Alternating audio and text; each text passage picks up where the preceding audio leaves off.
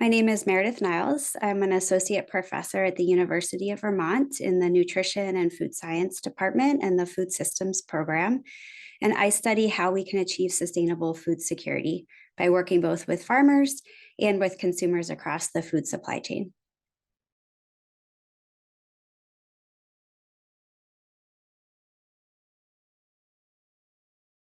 Based on some research that I did with some colleagues a few years ago, we found that the average American, just at the consumer level, wastes about a pound of food per person per day, all year long.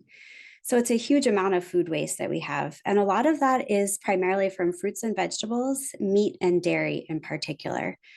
We don't have a lot of good research to understand food waste during the holidays, but we do have evidence that waste in general increases during the holidays by some estimates up to 40%. And because we know that food is almost a third of our waste supply chain, it's reasonable to assume that food waste also goes up during the holidays.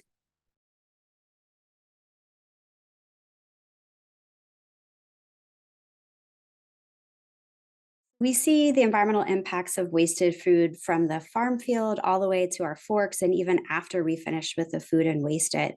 So at the farm level, we see greenhouse gas emission impacts, but also impacts on things like irrigation water. So 4 trillion gallons of irrigation water that we use to grow food that we don't eat every year.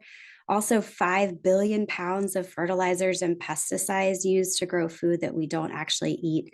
And then we expend a lot of energy as we transport food and then we refrigerate food at the retail level and the home level for food that we never actually even use.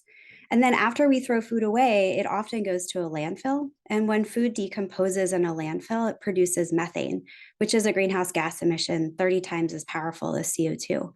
So, for all of these reasons, the United Nations has actually estimated that if food waste were a country, it would be the third largest emitter of greenhouse gas emissions globally.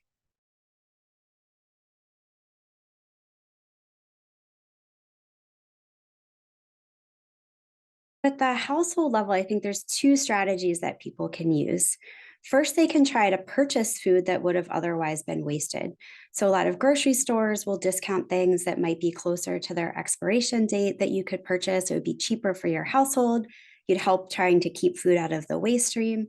There's also some great new online tools to help you do those things. There's a great company called Misfits Markets, which will package up products that might be at the end of their shelf life, but still perfectly good to eat. You get a discount, they ship it right to your doorstep.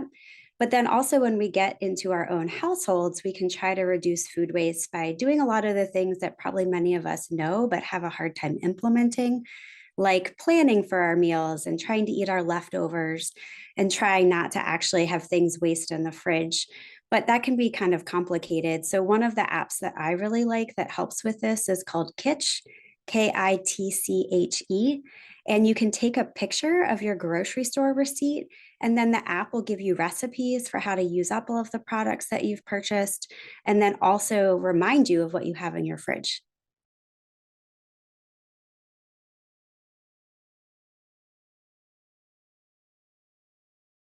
I think your freezer is a really important friend in the food waste battle, especially during the holidays. So I'm about to go away for vacation and I'm looking at a fridge full of food, and probably many other people are too. And so, one thing that you can think about is freezing that food, which a lot of people I think forget is possible. You can freeze a lot of things, even things like milk and cheese, they freeze just fine. And then when you get back home, you can pull them out of the freezer. They'll be totally good. You'll have a longer shelf life and you will have prevented that food from going into the garbage can.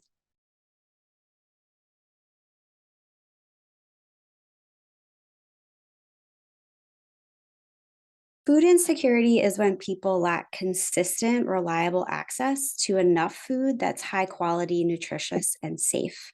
And there's gradients of food insecurity. So, on the most moderate form of food insecurity is when people are worrying about maybe not having enough to eat or not having enough money to buy food.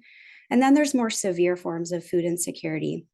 So, that would be, for example, where people are skipping meals or stretching the food they have by eating less, or even in the most extreme cases, not eating for several meals or even a whole day.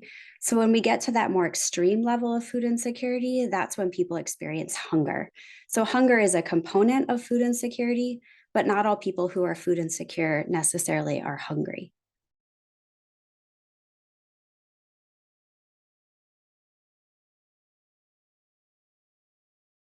Here in the United States, we've seen an increase in food insecurity since the COVID-19 pandemic. And this is for a number of reasons, but primarily because of the economic impact of the pandemic. So, the huge number of Americans that lost their jobs or were furloughed or had disruptions in their jobs, that impacted the amount of money that they had, which is directly related to food insecurity in the United States. So, we've definitely seen an increase over time since the pandemic. We've also seen that stay quite high for a variety of other reasons. In particular, inflation is something that has really gone up since the pandemic, and this has disproportionately affected food prices. So, for example, 2021 to 2022, the cost of eggs went up 33%. And so we've seen a huge increase in food costs after the pandemic as well.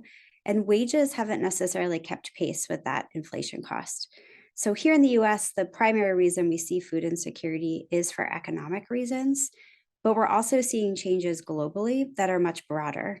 And so globally, food insecurity has also gone up over the last 5 years or so, which is quite different than what it has looked like over the past several decades, where it's been trending downwards. But for the last 5 years, we've seen the increase in hunger and undernourishment at the global level. And that's primarily for what I call the three C's. COVID is one of them, just like in the US, but also internationally, we see rising conflict that contributes to changes in food insecurity and also climate change.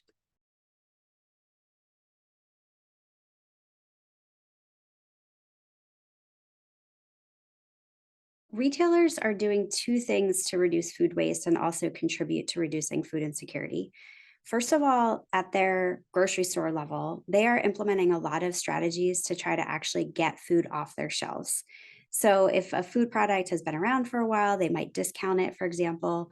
If it looks a little ugly, they might also discount it. No one's going to know if you buy a potato that has a bruise and you put it in your Thanksgiving mashed potatoes. So, you might be able to get some of those products a little bit cheaper. So, they're trying to actually reduce the food waste in the first place. But if they still have food waste, an increasing number of corporate pledges and other grocery stores and retail chains are redistributing that food away from the landfill to food pantries and food banks to try to provide that to people who are in need.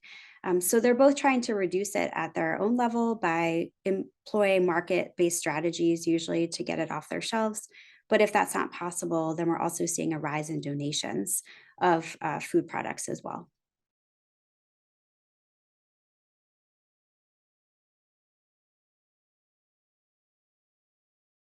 Farmers, the primary way that I see farmers trying to reduce food waste and contribute to improving food security is through what's called gleaning. And this is when a farmer has maybe already harvested their product and there's still product left on the farm field. They'll often bring in volunteers or even their own farm labor to pick the leftover products and then have those go to a food bank or food pantry. So, an example might be a field full of pumpkins. They go through and harvest, but they leave some behind because of the mechanization. And then people go through, pick the pumpkins, and they can go to the food bank.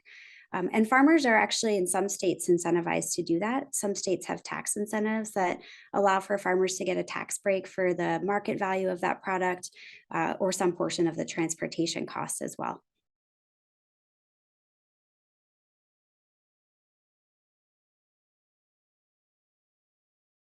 Food waste and food insecurity are connected, but reducing one doesn't necessarily lead to better outcomes for another. So, just reducing food waste doesn't necessarily improve food security for many people. And that's because the primary reason that people are food insecure in the United States is because of economic reasons. And so, the underlying causes of food insecurity are financial. And so, trying to think about ways to solve food insecurity that are instead focused on improving wages, for example, improving employment opportunities or social services, I think is really important rather than just thinking about moving food from one place in the supply chain to another. Certainly, we see a big connection between food waste and food insecurity at the food donation level. So, there are an increasing number of companies and also farmers who are reducing food waste at their level by donating it to places like food banks or food pantries. And that serves an immediate need to help people who have short term food insecurity. But trying to improve the economic situation of people that struggle with food insecurity and hunger are the long term solutions that we need to solve food insecurity in the United States.